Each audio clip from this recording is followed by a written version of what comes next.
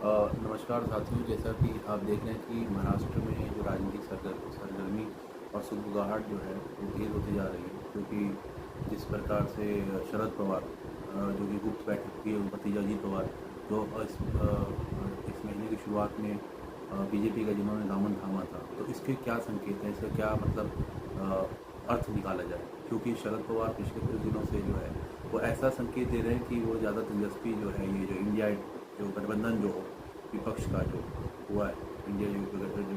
विपक्षी दल 26 विपक्षी दल ने मिलकर जो तैयार किया जो बनाया है, उसमें उनकी खासी कोई दिलचस्पी नहीं है। तो वो हालांकि इस बात को खारिज कर रहे हैं कि उनका बीजेपी से कोई लेना देना नहीं है और बीजेपी में जाने का कोई उनका इरादा भी नहीं है, लेकिन बार बार एक मतलब संशय, एक संदेह, एक शंका पैदा हो रही है। क्योंकि अभी जैसे उनकी बैठक जो हुई है अजीत पवार के किसी उद्योगपति के यहाँ, और ऐसे एक महाराष्ट्र के अखबार से ऐसी खबरें आ रही है कि शरद पवार हो सकता है कि बीजेपी में भी साथ चले जाए, क्योंकि वो बीजेपी ने जो है कैबिनेट बर्थ का वादा किया है, जो उनका ऑफर जो मिला है। और बेटी के लिए और जयंत पाटिल जो उन्हें खासी करीबी है, सुप्रिया सुले उनकी बेटी और जयंत पाटिल जो उन्हें खासी करीबी माने जाते हैं, उसके लिए भी बीजेपी ने ऑफर दिया है। तो इसके क्या मायने और क्या इसके अर्थ निकाला जाना चाहिए, क्योंकि पिछले बहुत समय से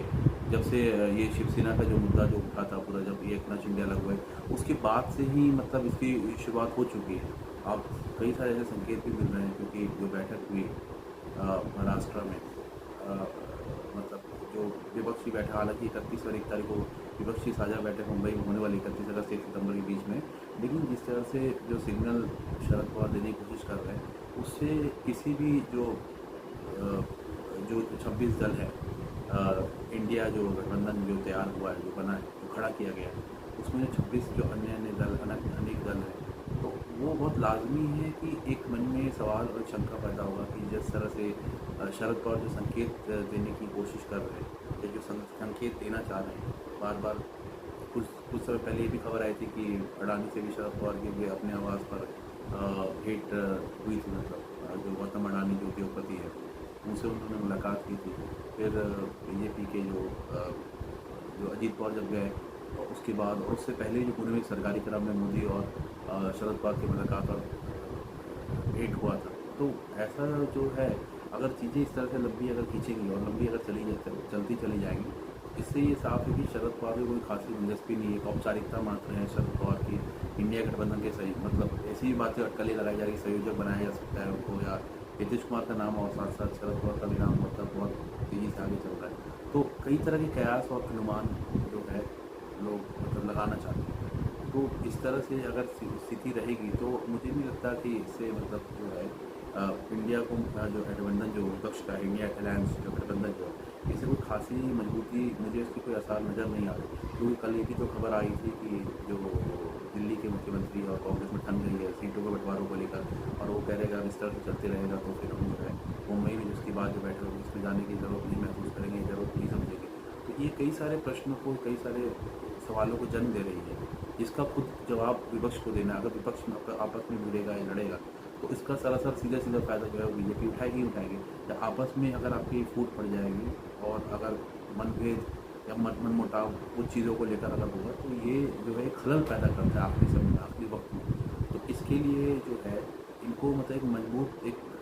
कारगर तरीके से रणनीति बनानी पड़ेगी, आपको उस तरह के मैदान में आना पड़ेगा। अगर आप खुद में फूट पड़ेगी, जिस तरह में शरद पवार का उदाहरण, शरद पवार एक उदाहरण मात्र है, वरिष्ठ नेता है, कैबिनेट पार्लियामेंट्री डेमोक्रेसी में, पार्लियामेंट्री पॉलिटिक्स में 60 साल से ज़्यादा का अनुभव है, 4 बार मुख्यमंत्री भी रह चुके हैं। तो जिस तरह से चीज़ें जो चली आ रही है, जिस तरह से चीज़ें घटित हो रही है, जिस तरह से ये सामने दिख रही है, तो मुझे ऐसा प्रतीत हो रहा है कि ठीक है, मोदी के खिलाफ लोगों में नाराज़गी होगी, आक्रोश होगा, गुस्सा है कई सारी चीज़ों को लेकर, लेकिन जिस तरह से जो रुख और रवैया जो इंडिया अपोजिशन जो अलायंस है, जिस तरह का रुख और रवैया वो अपना रहा है, और जो एक अलग अलग मतलब दिशाओं में जा रहे हैं, कोई मतलब कोई एक कोहेरेंस नज़र नहीं आ रहा है अलग अलग नेताओं में। बयानबाजी का दौर जिस तरह से चल रहा है, ये हो जाएगा, ऐसे हो जाएगा, वैसे हो जाएगा, और निजी महत्वाकांक्षा जिस तरह से नेताओं पर जो है वो हावी हो रही है, तो इसका सीधा सीधा साफ साफ संकेत ये है कि ये आने वाले वक्त में धीरे धीरे करके इसमें और इसमें मतलब दरार पैदा होती चली जाएगी, और ये कमज़ोर होते चला जाएगा, और वो उस स्थिति में ही नहीं जा पाया कि नरेंद्र मोदी जो है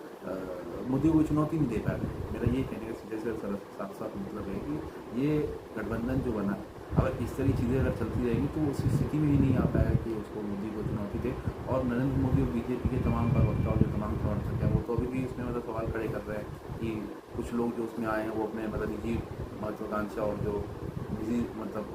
उनकी अपनी जो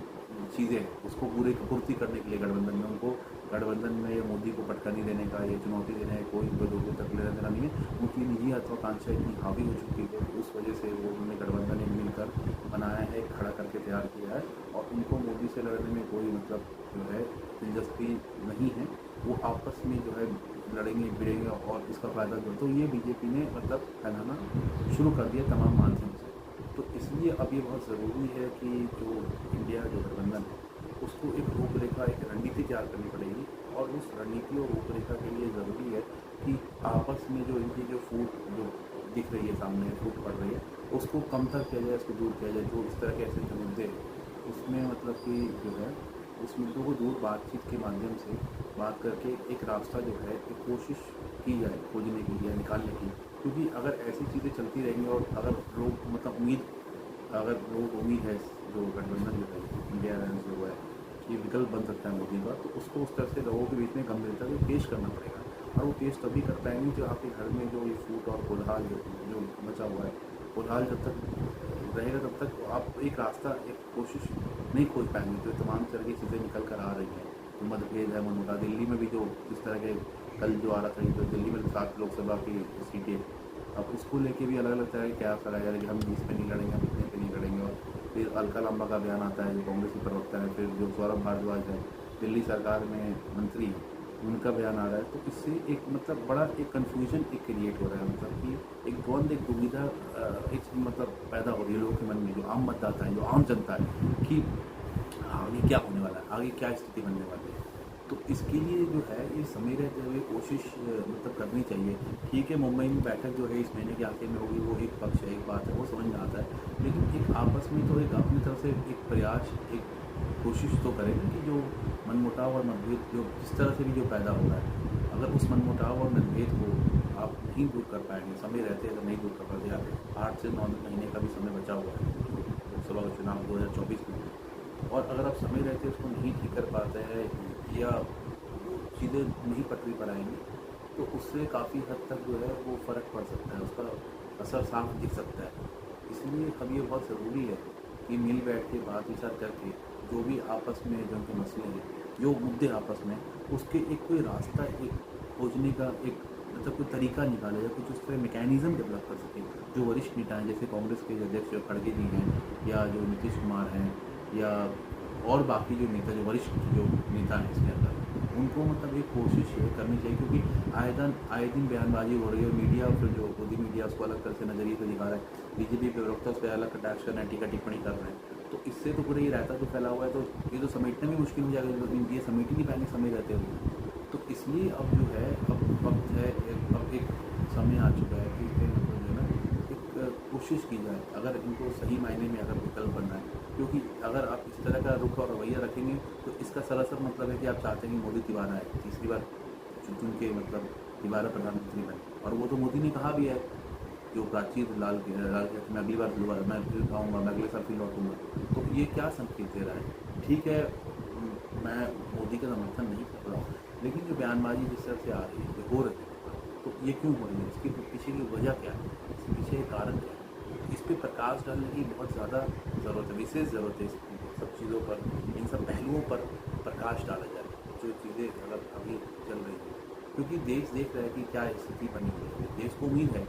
देश जो अभी जो जिस तरह का ये हुआ है कि अच्छी स्थिति में आ सकता है, टक्कर दे सकता है। लेकिन वो अच्छी स्थिति तभी बन पाएगी जब आप जो है आपस में एक होके और उस चुनौती का आप सामना कर सकें। अब जो तभी आप एक विकल्प बन पाएंगे। अगर आपके आपस में घर में फूट होगी, कोई भी तीसरे या चौथे व्यक्ति उसका आराम से उसका फ़ायदा उठा सकता है, उसका आराम से उसका लाभ उठा सकता है, उसको अपना उंगली सीधा आराम से कर सकता है, उसके लिए कोई मुश्किल नहीं है। तो वैसी ही राजनीति में वर्तमान की जो राजनीति है इस समय, तो ये सारी पार्टियां ऐसा नहीं कि पटखनी दे पाना या बीजेपी को हराना तो मुश्किल है, लेकिन आपस में जो फूट है या मनमुटाव, वो जब तक मुझे लगता है कि दूर नहीं कर पाएंगे, चाहे ठीक है बड़ी वो बहुत सारी चीज़ें उनके मन में है कि ये लाएंगे वो लाएंगे बस, लेकिन जब तक वो चीज़ नहीं हटेगी या जब तक नहीं वो जो चीज़ें बनी रहेंगी तो फिर बहुत मुश्किल है। नमस्कार।